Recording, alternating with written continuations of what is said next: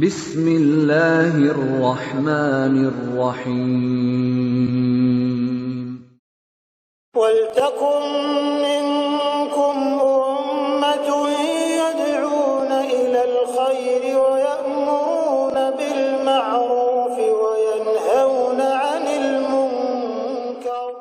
Assalamualaikum warahmatullahi wabarakatuh. Jadi mohon Pak, laki-laki hargai perempuan kita. Hargai perempuan. Saya berkesimpulan tidak ada perempuan jelek. Cuma kita tidak membaca kebaikannya. Dan tidak ada laki-laki jelek, cuma kita gagal membaca kebaikannya. Yang ada semua laki-laki punya kelebihan, punya kekurangan. Pasti perempuan kita juga demikian. Tidak ada yang sempurna, Pak. Lihatlah Imran naik, istrinya Pak yang dicerita. Tapi tidak mungkin istri sukses begini kalau bukan perempuan. Mak kalau bukan laki-laki, iya kan? Tidak mungkin Pak. Ya. Isqalat imratu Imran, cuma lihat istri Imran ini. Rabbi inni nazartu laka ma fi batni mukharrara. Ya Rabbku, sesungguhnya aku bernazar kepadamu, apa yang ada di perutku ini saya niatkan. Anak yang ada dalam perutku ini saat aku hamil ini, aku niatkan sebagai mukharrara. Aku niatkan untuk berhikmah semata-mata untuk engkau. Ini perempuan mulia Mas kalian, melahirkan mengandung seorang bayi. Apa tujuannya? Tujuan sangat mulia sekali. Dan inilah Allah memilih keluarga Imran karena ada prinsip istrinya luar biasa, Pak. Hamil, ingin punya anak, punya harapan keturunan. Bukan keturunan sembarang. Yang dia targetkan muharrara. Apa itu muharrara? Berhikmah sepenuh hati, sepenuh tenaga, sepenuh semangat di Baitul Maqdis, di rumah Allah di Palestina itu, yakni Al-Aqsa. Ingin dia niatkan, kira-kira mau disimpan di masjid, marbot masjid, imam masjid, tukang azan masjid, tukang bersih masjid, yang kunci masjid, yang rawat itu masjid, yang mengawal hamba-hambamu itu muharrara. Mulianya Pak perempuan ini. Jadi ini apa yang kita ambil dari sini? Hasil dari yang kita kandung itu adalah tergantung niat besar yang ada pada diri kita. Karena itu Pak, sebelum Bapak bikin formatnya, bikin gambarnya itu anak tak, cita-citanya dulu apa? Cita-citanya dulu apa? Kalau sekedar pelanjut warisan, penerima warisan 4 talur rendah itu targetnya. Akan melanjutkan usahanya Bapak, nanti ada yang rawat mama, ada yang rawat Bapak. Terlalu rendah itu harapan punya anak. Orang kafir juga begitu Ji. Orang kafir begitu Ji juga cita-citanya. Ada yang rawat, biasa, apa bedanya kita orang beriman dengan orang kafir? Tapi coba hadirkan generasi yang bisa mengkontribusi keumatan, kontribusi agama, kontribusi pada agama Allah ini, itulah mukharrara. Dan karena keluasan tujuannya ini istri Imran, maka Allah mudahkan Pak.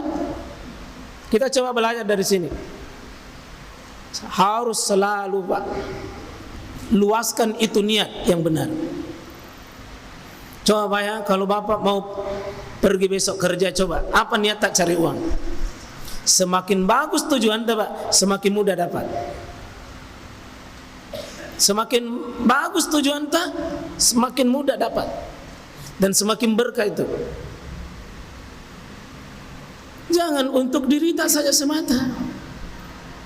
Coba pikir bahwa ada bagiannya keringatku untuk umat ini. Coba, anakku ini nak coba nak, yang penghafal Quran. Apa niat tak baca Quran? Siapa yang sudah salah memang niatnya, sudah salah niatnya, maka Anda tidak akan punya banyak manfaat sesudah baca Quran. Apa coba niat? Saya tanya, apa niat tak baca Quran? Apa niatnya? Hah? Supaya apa? Saya tanya dulu, apa niatnya menghafal Quran? Apa niatnya hafal Quran? Apa niatnya ada di sini? Supaya apa? Apa gunanya belajar? Supaya apa? Yang benar.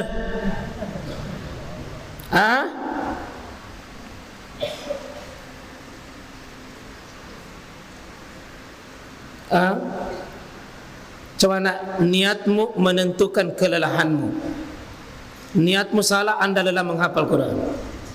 Niatmu benar, Anda menikmati Quran. Mau menikmati Quran? Mau bahagia dengan Quran? Anda harus berkata, ya Rabb, saya bersyukur saya Engkau pilih, bahagian dari Quran ini masuk dalam dada kami. Banyak makhlukmu yang Kau ciptakan, tapi belum tentu bisa membumikan Quran, bisa baca ini Quran. Coba tolong nak, terlalu rendah bapak-bapak. Kalau ada orang tua ini, kau nanti kau jadi imam, nanti kalau imam kau jadi pemimpin nanti, terlalu rendah itu, masih rendah itu. Kau nanti bisa begini, terlalu rendah itu. Nanti bagus ya, ada bukunya itu 50 sebab kenapa saya baca Quran. 50 sebab kenapa saya baca Quran. Ya, baca Quran itu insya Allah mulia nak bagi Anda yang benar. Siapa yang baca Quran niatnya salah, lelah. Siapa yang niatnya salah, bukan lillah, siap-siap lelah. Saya ulangi, siapa yang bukan lillah, pasti lelah. Siapa yang mengurus ini, apapun dia kerja, bukan lillah, siap lelah. Siapa yang mengurus anak, salah niatnya, lelah mengurus anak. Tapi kalau itu ibadah dan rangka adalah bahagian, ibu-ibu itu kalau dampingi anaknya, kasih makan anaknya, masakan anaknya, bangun untuk anaknya, sedang beribadah kepada Allah. Bukan untuk anak itu, tapi kita sedang taat di hadapan Allah. Kalau bilang mama ini bapak capek ini naik dari tadi. Nanti Nabi bilang tak, siapa yang suruh lahirkan enggak?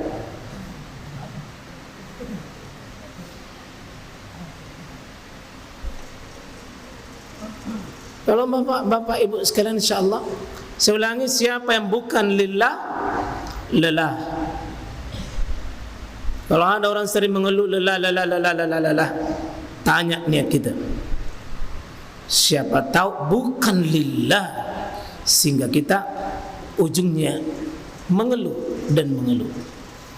Ya, makanya itu ibu, kenapa itu ibu jarang mengeluh kalau soal kehamilan, jarang mengeluh soal melahirkan. Ya, sakit melahirkan, tapi tambahi terus. Tidak ada itu bilang sudah melahirkan capek, Nabi bilang jangan capek, lelah, pasti sudah tambah lagi. Ya. Senyuntongin anak kamu tuh naisen. Kamu kok disenyum belum waktunya. Sekolah makin dulu nah, menghafal baik-baik nah. Apa tujuan tapi menghafal? Karena ini kalamnya Allah, Al-Qur'annya Allah. Allah pilih saya keluar dari sini. Kalimatnya ini, kalamullah keluar dari sini. Anda dipilih nah. Maka Anda makhluk istimewa nah. Allah pilih Anda, Quran keluar di mulut tanah. Maka Anda orang manusia sukses. Belum tentu nak manusia di luar itu ada Quran keluar dari sini. Karena orang itu nak, saya kemarin itu datang kemarin di Al-Markaz ya, hadir ya. Orang duduk di situ jam 10 sampai jam 5, capek lelah. Tapi Anda bekerja hari-hari, mengaji. Kenapa Anda lelah? Karena tujuan Anda mulia. 3 tahun Anda baca Quran di sini, nak, tidak lelah. Anda akan nikmati. Kenapa? Tujuannya benar, untuk menghafal kalimat-kalimat mulia ini. Ada yang suka mengeluh dengan Quran di sini? Tanya niat tak dari sini. Mungkin salah doktrinnya Mamata itu. Salah doktrinnya mungkin itu baru ke sini. Ya. Alhamdulillah, bersyukurlah Bapak Ibu yang ya. Saya lanjut ke sini. Ini seorang ibu patut dijempol, ini patut kita pelajari nih. Kehamilannya, niatnya anaknya adalah menjadi mukharrara, dan dia sudah niatkan dalam bentuk dinazarkan malah. Saya nazarkan ini anakku untuk, saya niatkan untuk apa? Untuk mukharrara, untuk mukharrara. Ini belum lahir. Ya, perempuan ini tidak disebut, meskipun pasti ada pelakunya ini. Itulah istri Imran itu, yang biasa disebut dalam ilmu tafsir namanya Hanna. Hanna ini perempuan sukses menata niat, mengandung, melahirkan. Fataqabbal minni, ya Allah terimalah niat mauku, niat suciku itu. Kabulkan ya Allah niat suciku itu.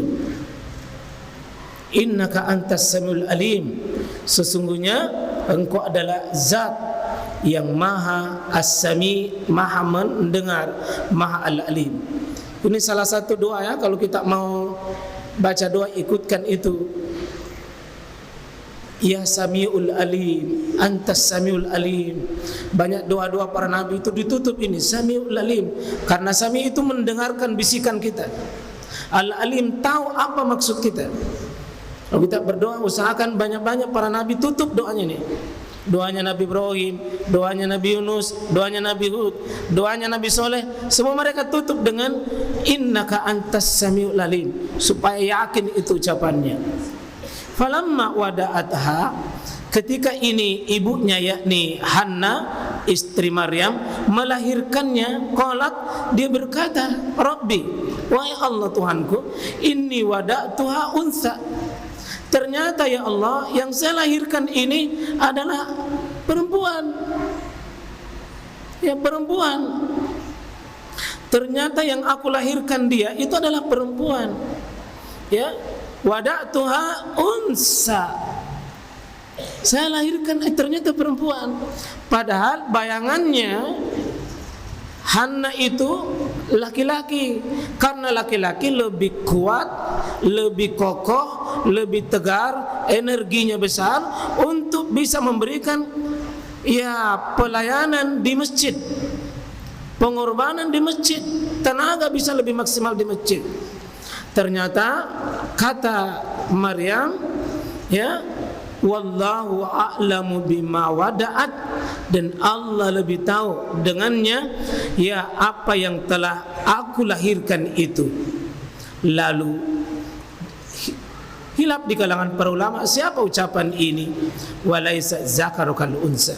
Sebagian ulama masih ungkapannya anna, sebagian mengatakan Allah yang mengatakan itu, walaisa zakaru kal unsa, dan laki-laki itu tidak sama dengan perempuan.